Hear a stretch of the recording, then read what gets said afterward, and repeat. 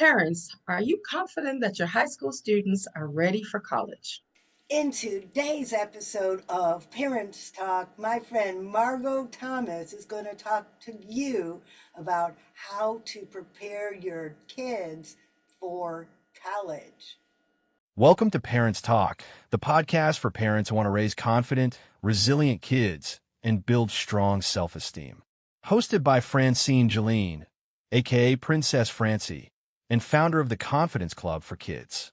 Each episode gives you actionable parenting tips, tools, and strategies to help your children thrive, break the cycle of negative childhood programming, and grow into self-assured, empowered adults. Let's get started. Margot, tell us about you. And I've known you a long time, but I never did hear the story on how you started writing books about college prep. I was working at Tallahassee Community College, now Tallahassee State College, running a program called Take Stock in Children, which is a Florida-based program for students of, I guess, lower socioeconomics, predominantly first generation students, although they aren't always. Working with that, I realized that, okay, I actually like students. Well, I started out working in budgeting. So I was the office manager, managing the grants, managing the budget, and then kind of segued into programming and realized that I actually liked the kids. So once I got into that, I think at some point I'd gone to a conference and they gave us a book. And that book was something about first generation college students. It was simple, easy to read. And as I looked at it, I had that aha moment like, wow, I could have written that.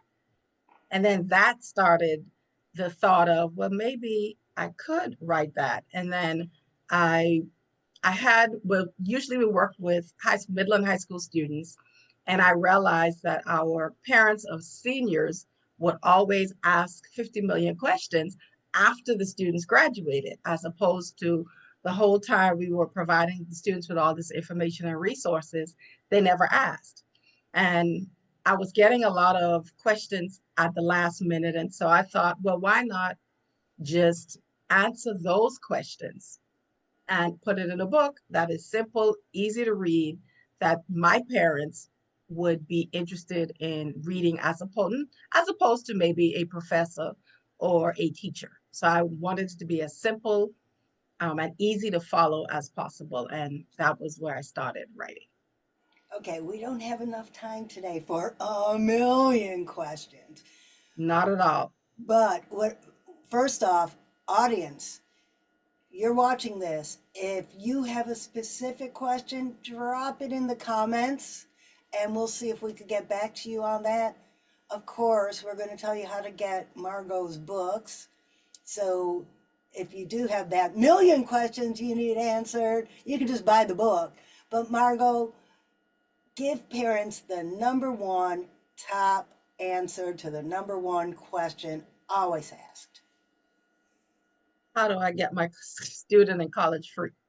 How do we get them through college free? And the answer is that doesn't always happen. There's a small group of students that actually get through totally free. What I would say is if you work with your students, if they're choosing the right major, they are choosing the college that fits them, whether it's affordability, it's in the right location, it offers the degrees that they're looking for, and it's just the right fit for them socially and everything else, then those two things are usually what would help a student make the right decision about going to college. Then they don't have to worry about spending a whole lot of money, wasting time, or spinning their wheels in college because they're trying to figure it out while they're in college as opposed to figure it out before they get there. Interesting. So your books are going to guide the families through the process. So once they get there, they have the financial part of it taken care of, and they don't have to worry about that while they're trying to study. Right. Hopefully. Hopefully. Hopefully. Yeah, because I talk about in the book, I do a lot of talking about how to get scholarships, how to write the essays. I talk about how to determine the career that works for that student and not a career that someone else is telling them is good for them, or even a career that people are saying that this is good for you because it makes X amount of dollars. No, don't do that. Let them choose their major based on their desires, their Right, passions, right, and what will bring them joy. right, right. Because if you choose a major and you choose a major that you don't really like, and then you get into your career, at some point you're going to realize that I don't really like doing this. And so if you are like, for example, I had a student who was a computer programming major, and she was good at computer programming. Her problem was she had to put a whole lot more effort into it than someone else who really enjoyed it. And at the end of every semester, I'd say before finals, she would call me in a panic because she realized that she wasn't sleeping. She was spending so much time doing the work, and then her classmates were just, sailing through this. And then when she graduated, the semester she was graduating, she called and she said, I don't know if I really want to do this. She had done an internship, and she'd done a virtual internship because we were right in the middle of the pandemic. And she called and said, hey, I don't know. I don't know if I really enjoy this. I don't know if I really want to go so far away. I don't want to go to Silicon Valley. I want to stay close to my family. And so we had to have all these conversations. And then finally I said, well, stay another semester, talk to your professors and find out if there is a way that you can segue this degree or the classes that you were having in this degree into something that maybe you just take an extra semester and work through it. And she did, and she ended up still staying in computer programming. But I think she was going to just suffer it through. And I mean, I didn't necessarily agree with that, but that was the decision she made. Gotta wonder if the parents were pushing her in that direction because it's a lucrative field. Well, so she was Asian, and her father had passed away a few years back. I don't think her mother was pushing her. I think she was pushing herself a little bit more because she felt like that was expected of her. I think her sister wanted to do education, and her mom was okay with that. I don't think the mom was pushing so much, but I think with the culture, there was this is something that you had to do. You couldn't really go and do like maybe social work, or I mean, she probably would have done okay in accounting if that was something she liked, but she chose that. I mean, we did. So working with her, I did a career assessment with her, interest assessment with her. And when we walked through and talked about the careers that came up, nothing came up with computers. But she said, no, well, I'm going to stick through it. I'm going to do it. I'm going to do it. I'm going to do it. And I haven't talked to her in a while, so I don't know how she's handling it. But I saw that as being something that maybe she would quit that sooner than later. Let's talk about the career assessment. Is that something that you do in your coaching, or is that something they could find in the resources in your book? A combination. I use an interest assessment from ONET Online. It's a government website, and a lot of I know. Well, I will say I know Florida Department of Education also has a separate assessment as well. But I use that one because it's easy. It's like 60 questions, things like, do you like working with your hands? Do you like working outside? Do you like working by yourself? And it's just strongly agree, neutral, disagree, strongly disagree. And as you go through answering those questions, like I would usually tell students, don't think about it. The first answer that comes to mind is the one that you answer. And then once it's done, you get a report of the type of somewhat personality that you have, and then the type of careers that people who have similar interests are interested in. And so I do work with that with students when I'm coaching them, but it's also, I don't go through the details of it in the planner, but I tell them where to go and then kind of help them walk through it a little bit there. But one-on-one or in a group setting, we would definitely go through the process of doing the assessment, and then, going through it and just saying, okay, let's say you have 20 potential. It's going through and saying, definitely not that, definitely not that, definitely not that. And then narrowing it down to maybe 5, 6, 7, and then do some research on those to decide, okay, which one of these do I think I would really be interested in? Because I know for me, like in high school or before I got into high school, I said I wanted to be a lawyer. And I'm saying this to you as a Toastmaster. Uh, the reason why I did not pursue law was because I was afraid to talk in front of people. Oh my gosh. And now you are the queen of Toastmasters. And for anyone listening that doesn't know what Toastmasters is, Margot and I belong to an international organization where we practice our communication and leadership skills. If you have a child approaching college age and they're getting ready for the interviews for college, if they're getting ready to write their essays, I highly encourage you to find a Toastmasters club and get them practicing. Yes, yes, that will be amazing. And a lot of times people don't think about how that would work for them. But I went through college unable to speak in front of people. I started my career unable to speak in front of people. Like one on one, I was fine. But when I had to go into a meeting and have to give a presentation, I flooded. I mean, red face, everything. My heart would be pounding as I kept, as I'm waiting for my name to be called. I could hear the heartbeat in my ear, and it was terrible. And then finally I said, okay, Margot, I'd taken over a position as the manager in the accounting firm, the office of the accounting firm that I was in, and still could not. Just, it was terrible. And then I'd heard about Toastmasters before and thought, well, maybe I should try that. But then when I went in and looked at, watched other people, I thought, no, I can't do that. And so I didn't go back for years. And then finally I said, okay, you have to do this. And as the longer I was in it, the more confident I become. And I always say that was what I got out of Toastmaster is confidence. Which confidence? And that is so important. Parents, don't let your kids wait till they're an adult. Help Yes, build that confidence at a young age. And Toastmasters has youth leadership.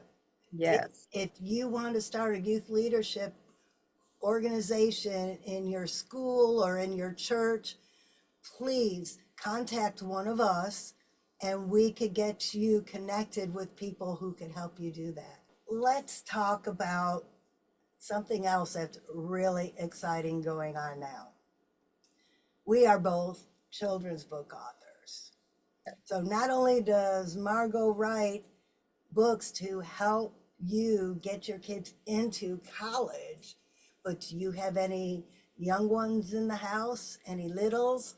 She writes books for them too. Tell them about isn't yours a Christmas book? one of them is a Christmas book. It's called Christmas with Alex and Papa. I lost my husband a few years ago, and I wanted my grandson to remember him. And so I went through and looked at photos that they had taken over the years, over the Christmases, and decided that I would write about the adventures that they had at Christmas. And so that was the start of it. And once I got it done, I realized, okay, I spent enough money on this. Maybe I need to not only let this be a Christmas gift, but I need to publish this so that others could actually enjoy it. So that was what I did with that one. And then I have two other children's book, which is The Summer We Said Goodbye. It's a fiction book. And then also The Summer We Said Goodbye, which is a 14-day journal. And that one is more for preteens. Again, we talk about confidence, is the confidence to grieve. I was asked in a grief group when initially when my husband first passed away, I was asked, how did I learn how to grieve as a child? And I couldn't think of anything. And that made me then think about, well, how is my grandson and granddaughter working through these processes? How are they learning to grieve from me? And I decided to write a story about it.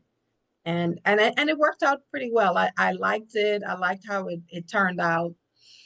I got a 15-year-old to read it and give me some feedback. And she was the one that said, well, maybe your audience is probably more preteen to early teens for it, but it is talking about these two preteens, again, Alex and Abigail, the name of my grandkids. They are moving their Gigi, loosely based on me, from her home to their city to be closer to their family, which is loosely based on my life and based on theirs. But the story is them talking through and working through their grief. I love that because that's one subject that's really not, it's almost taboo and it shouldn't be. Yes. I love that you're bringing that into mainstream to help families going through that situation. Yes, because you never know. I mean, until you get to that point, like I had never even considered it before until I mean, and even going through the last 3 years, I hadn't considered it until last year, late last year, I thought about it like, okay, maybe I should write something that relates to Abigail because Alex has a book, Abigail doesn't. And then as I was writing it, it just kind of morphed into both of them. And so she wasn't necessarily the main character, they both were. Equal opportunity. Equal Yes. opportunity. And it's a legacy because now, that's something that they could share with their children at some point.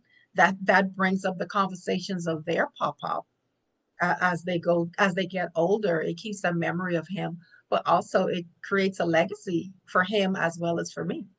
And I encourage the audience to get this book because even if you didn't have a recent loss in your family, talking through it before it happens could be very beneficial. Then in the situation arises a year later, you can say, remember this book we read? Right. Take them through the process. Yes. And then you're looking at with kids nowadays. I mean, it's happening so much earlier. Your 11, 11-year-old, 12-year-old may lose a friend at school. Yeah. And it's the same process of figuring out how to navigate through the grief by talking it through, as opposed to bottling it up, which is a lot of times how we do it. We just let it bottle up. And I always think of,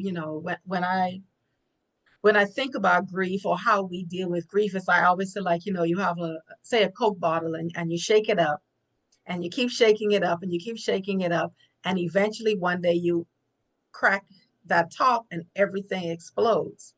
And so that's the way, to me, grief is. If you keep it bottled and you keep pushing it down and pushing it down, eventually it's going to bubble up and explode. So I think younger kids need to learn how to process that grief in a positive way.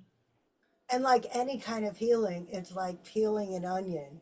You peel that first skin off and you think everything's okay, and then pff, it bubbles up again, and then you peel another layer off. Right. Because when you were talking about, maybe your child lost a school friend, I immediately saw a vision of my old dog on her last days. Yeah. And it bubbled up again. Yeah. Yeah. Because that's true. I mean, it could even be that. Child is trying to navigate loss of a pet. right? It's the same grief.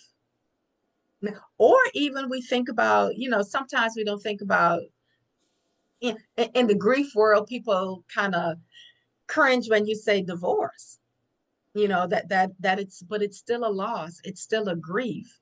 And so you may have a parent split, and the child is still trying to figure out how to navigate that grief. Working in the adult confidence like I do, and public speaking coaching, writing coaching, I am constantly helping people process grief that they pushed to the side when they were younger. I'm helping one of my friends write her story now, and she said it's almost like a therapy session Mhm. because she'll be writing and all of a sudden a memory will come up, and Right, it's like that ugly monster in the closet. right. Funny, I just posted a short on YouTube about this. But she called it the monster in the closet. She's Mm, got to pull that monster out and deal with it. right. That way it won't bubble up again later. And Yes. if we don't help kids, that's why I keep saying, let's raise strong and confident kids today instead of fixing broken adults later. Yes. If That's good. if Heidi had taken care of these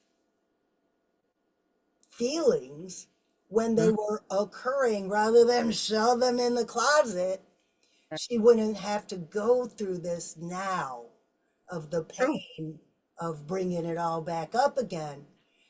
But I love working with writers because as they're writing their stories, things bubble up and it just makes the story so much richer. Yes. And And things you just remember because there are things that you forget. oh yeah, when I was writing this book, The Magic Library, Hmm. the kids go through the magic hallway of mirrors where Hmm. it's self-reflection, right? Hmm. Well, as I'm writing this, I was only going to put the one where I fell off the horse and that's where I got the scar. Okay. But then as I'm writing, I remembered sitting on attack in the third grade and everyone making fun of me because I didn't feel it Ooh. because I was fat. Mm. And her butt is so big, she didn't even feel the tack. Wow. Well, it's stuck in the seam. It never Hmm. touched my skin. Right. But then in this children's book for first through fifth graders, I wrote that Princess Francie remembered that and how mortified she was when it was happening. And now she could giggle about it because it's Right. a funny story now. Right. Right. Right. Right. Yeah. And they do become, some of them do become funny later on. Not in the moment. Yeah. Yeah. But Yeah. it's funny when you look back on it with a new perspective. Right. That was one of my vocabulary words in one of my videos is perspective. Perspective. This tree behind me at the beginning of the book, Mm-hmm. this is the tree of sadness. And Princess Okay. Fancy's sitting there sad that she has a scar on her lip. Then when she meets Sparkle Feathers and goes to the magic forest behind the other side of the tree, her perspectives changes and now it's the magical tree. Wow. Yeah. You talk about perspective. I wrote something the other day in my Bible study. It was talking about, it was an example of faith. And I said, when we think about you're driving on the expressway and it starts to rain and it's raining so hard that you can't see in front of you, you Oh, have kind of two like when we options. went to Orlando. Yes. So now you have two options. You can either stop and you pull over on the side of the road and just sit in the rain, or you can continue driving and realize that maybe 2 miles down the road there is sunshine. So yes, I forgot we drove back in all that rain from Orlando. Yes. Listeners, viewers, Margot is a fantastic driver. I'm so glad I was in the passenger seat that day. Yeah, I hate driving through rain, but we gotta do what we gotta do. That's it. Sometimes, just like who wants to go through the grief process, but Right. sometimes you got to do what you got to do. Yeah, either you sit there and let it consume you, or you walk every day. I had a conversation with someone at a book event last month. A lady had just lost her husband maybe 2 or 3 weeks before. And she was like, well, how do you get through it? And I said, well, you just keep going. And she said, I don't want to hear that. I don't want to hear some canned response. And I said, well, it's not a canned response. It's you you just keep going. I said, today it may be, I took a shower. Whoo. Tomorrow it may be, I actually ate something. Another day may be, I got out of bed. But it's every day, every little thing. And that's with life in general. It's every little thing.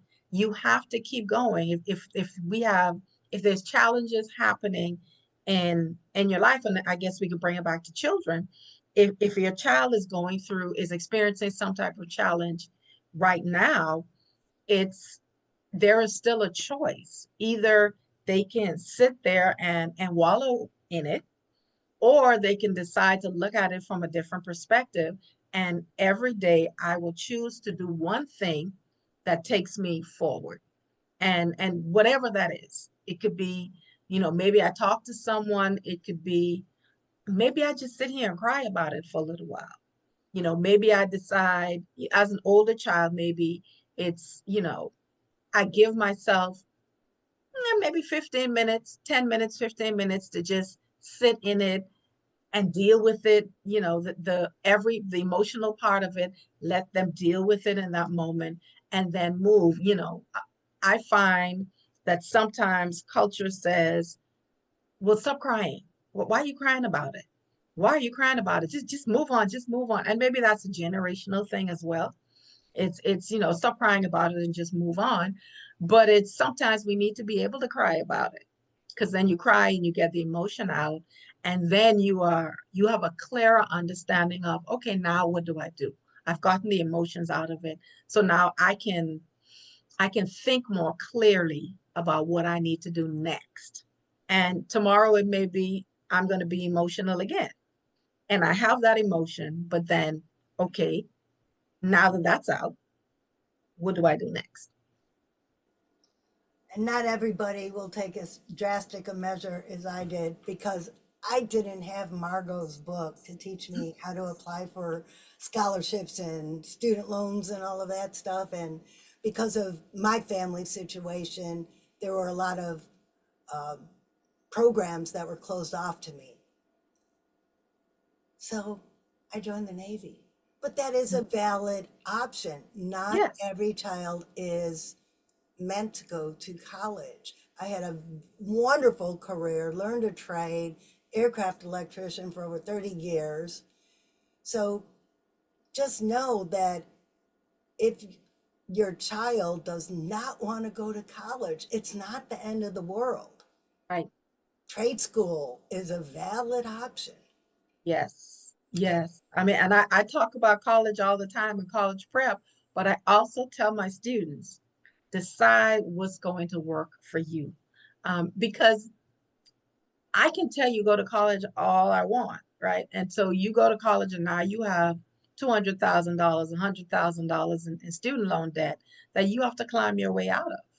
And if you could go to trade school and do something that gets you closer to what it is that you really want to do, because I think it makes no sense for someone to spend a whole lot of money to go to school to come up with an English degree that they never use, right? Or come out with some type of social science degree that they will never use.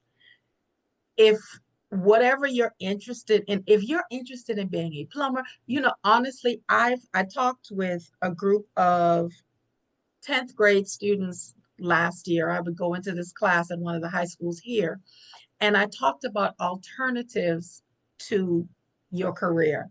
And we walked through we did the career assessments, but then I also gave out these cards with different careers, and I asked the students to go and research them.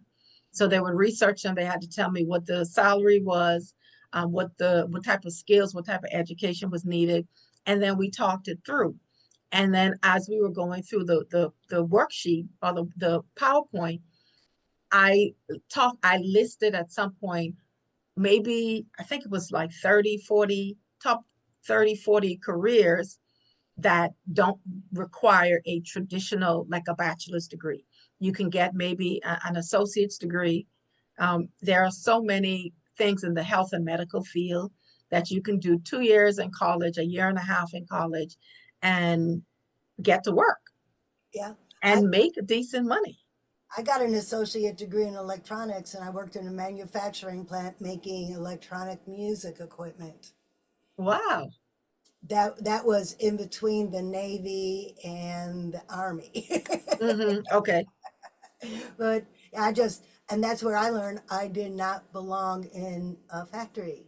I needed to be outside. hmm So, Yeah, and seeing that, but the good thing about that is understanding that. right. Right. So there are people who would say, I'm an introvert and I don't like working with people. Like, I don't want to be working in a team all the time.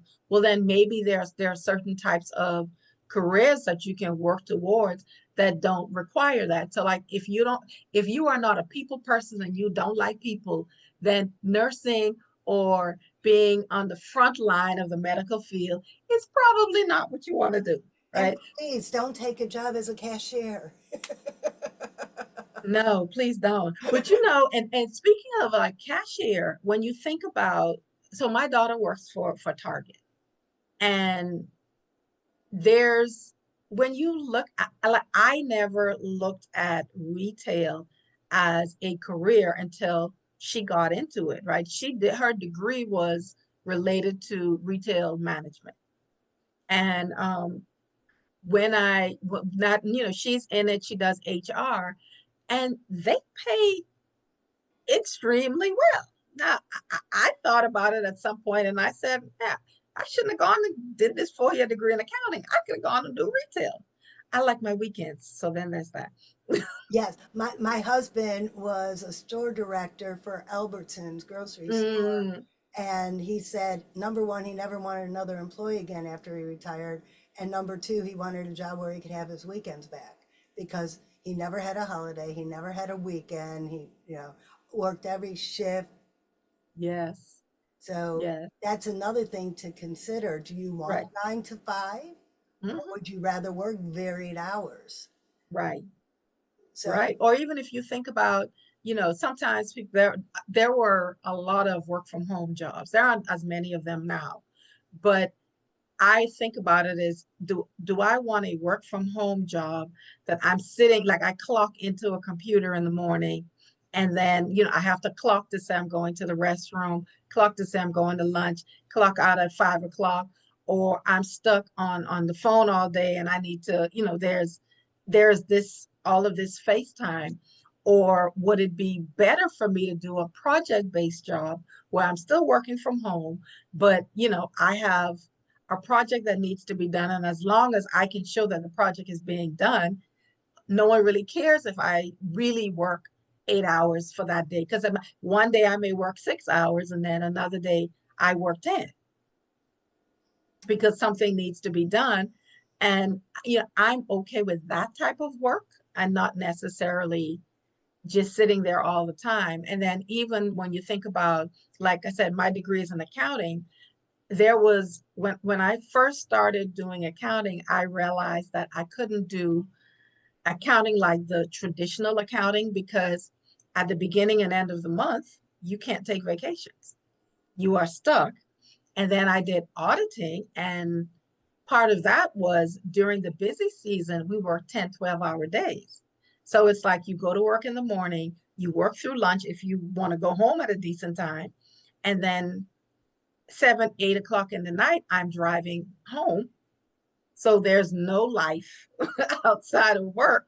And I decided that I didn't really want to do that. So in that same accounting firm, I switched and moved into the consulting side, which then I worked an 8 to 5. So I highly suggest parents, when you are talking to your kids about what they want to do when they grow up, or well, some people never grow up. You know, in my 50s, I had to decide what I wanted to do when I grew up, when I got out of the military environment. But when you talk to your kids about what they want to do in their future, take all of this into account. And when they're young, they might not know the ramifications of everything we just talked about. But it's all stuff that they should research, all stuff that they could ask grandpa, they could ask grandma, they could ask their aunts and uncles about their careers and Hmm. find out the pros and the cons of everything. Yes. Yes. Or even you think about it as you go to the doctor's office, you go to the dentist's office to get your teeth cleaned. Hey, how do you get that kind of job? Like, what do you're cleaning my teeth? What do you do? How much education do you have to get for that? And you realize that they do a 2 year degree, Right? right? They're doing associate's degree, and they are ready to work. There's so much more to consider than can my kid go to college for free? Right. Because Definitely so much more. there's so many options out there. I got paid to go to school by joining the military, Hmm. and I got to travel the world getting paid to go to school Right. because I joined the military. I Yep. wouldn't have traded that experience for anything. And I know people who became electronic technicians in the military, so when their time was up, they could go to law school. Mm. So military is a viable option, even Yes. if you don't want to do that as a career. Learn it, get that experience, Right. and then that'll pay for your college. Right. You're right. Because you don't have to stay in it forever. Exactly. Because I mean, and then you think about it, is some of us work on jobs that we hate and we work on them forever. So we go and get the degree, and you work a job that you can't stand, but you continue doing it because at that point you have a student loan debt. You have that debt. You maybe you've bought a house, maybe you bought a car, maybe you started a family, and now you have these kids that have to go to college. I mean, that you have to pay to go through school and think about college and all that stuff. And so you get to a point where you're like, oh, well, although I hate this job, I have to keep going because I have bills to pay. When you help your children decide, it's got to be their decision. Yes. Because think about, if you hate your job, how did you get there in the first place? Figure out the root cause of what got you in the position of being dependent on a job you hate. Reverse engineer that, Right. and then try to prevent that from happening to your kid. Yes. Yes. And let them find the job that they are interested in, but do some research. It's like not just jump in and say, oh, yeah, this is what I want to do. I had a student that said, oh, I want to do, I think she wanted to do nursing. Was it nursing? Nursing or social work. And I said, well, why did you choose that? And she said, well, I like helping people, so I'm going to choose that. But she was doing terribly in science and math, and I'm looking at her, and we're having this conversation. We did an assessment, and I said, well, I mean, based on this assessment, you are teaching seems to be, education, academics. That seems to be more of what based on your interest, what you should go into. And she said, well, no, I mean, yeah, I thought about that, but you know, I like helping people. And so we were having this conversation, and I said, well, okay, am I helping you? And she said, yeah. And I said, well, my degree is in accounting. I said, so one particular degree does not you don't need a particular degree in order to help people. You can help people with whatever degree you have. You just have to figure out how to make that degree work for whatever it is that you're going to do. But if you're going into nursing just because, you think you want to help people, you're in for a rude awakening. Because that person at the front desk at the hospital without the nursing degree didn't need as much math and science as the nurse did. And Right. guess what? They They're are still still helping helping people. people. Right. The person, the orderly, is still helping people. Yes. The Yes. dietitian in the hospital is still helping people. Now, get out of the medical field. I worked for the federal government after I got out of the military, and we fixed the aircraft that the military flew on. Okay. Okay, so yes, that's helping people. Yeah. Yes. An art degree can help people. Right. So you're any profession you enter is helping people. Think Yes. about during the pandemic Mhm. and how we thanked the grocery store clerks for opening and risking their lives so we could buy food. Yes. Restaurants. Restaurants, right? When they were, spacing you out and only so many people could sit, or they cooked and someone brought the food out. We were grateful for that.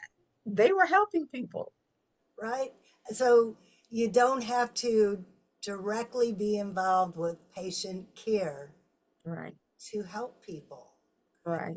The kindergarten teacher who ties that little boy's shoe 5 times a day, Hmm. that's the greatest help you could possibly give somebody. Right. Or childcare. Mom just needs a couple hours to herself. Right. You could make $50 Babysitting. babysitting. Yeah. You take the load off of her for an hour. She can drive down the street to the park and sit in her car and take a nap I by know, herself. right? I know someone who just started a business like that. She Hmm. has a flyer set up. I'll do your laundry for X number of dollars an hour. I will, take your kids to the park so you could have some quiet time. It that is the biggest, that's help right there. Yes. And I mean, and she's her own boss. Yes. And the only thing she needs is a certification in CPR. Hmm. And one day she'll get a website. She doesn't even have that now. She has Cash App and a flyer. And at this point, that's all she needs until she establishes it to a way that she makes enough money to pay for those things. Right. So college is great, but it's not for everybody. The Right. military is great, but it's not for everybody. Right. Writing books is so much fun, It's but not it's for not for everybody. everybody because writing the book is great, but then there's the promotion. So let's Yes. talk about that now. Okay. We have a children's authors group called Children's Authors Unite, Mhm. and we are doing a book fair. It's going to be live streamed all over social media on December 6th and December 7th. Margot's going to be one of the authors featured. I'm going to be one of the authors featured. We have about 12 to 14 authors. We're going to talk about our books. We're going to read from our books. We're going to, I don't even know what everybody has planned because everybody has their time slot to talk about what they do and their passions. So I just want everybody to tune in. And if you're watching this episode of Parents Talk after December 6th or 7th, I will link the live stream to this video.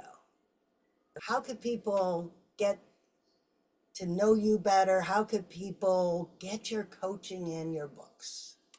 Okay, so I am author Margot Thomas on Instagram and Facebook. I haven't ventured onto TikTok yet. I'm still holding out. Me Still too. holding out. Me too. So it's on Facebook and Instagram. Author Margot Thomas. Obviously, you will see Margot Thomas. You will see my face. I prefer for you to do author Margot Thomas because that's where I'm trying to build up uh, people where I really talk a lot about my books. I talk about things related to college. Talk about things related to grief. I give updates on what's going on with me. And so, author Margot Thomas, you'll also have a link to my website, which is also author Margot Thomas. .com? Yes.